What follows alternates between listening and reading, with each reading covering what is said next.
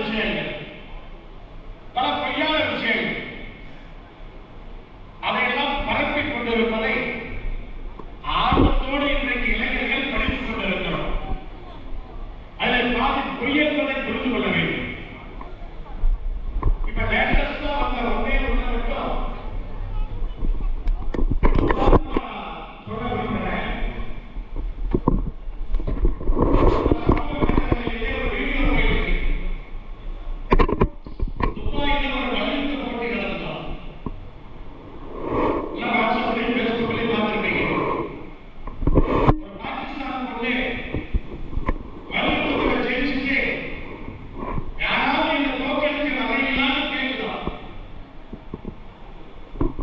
உடனே ஒரு பொண்ணு இந்தியாவிலிருந்து எதிர்த்து கூட்டத்தில் ஒரு பொண்ணு அந்த போட்டிக்கு வரல.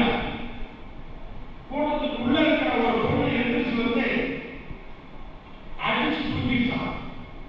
அவ பார்த்துட்டு இருக்க முடியாது. அப்புறம் அந்த பொண்ணு எங்கடா பார்த்தா திருச்செங்கோட்டுல திருச்செங்கோட்டுல வேளாண் காலையில எதுக்கு எழுதுறீங்க?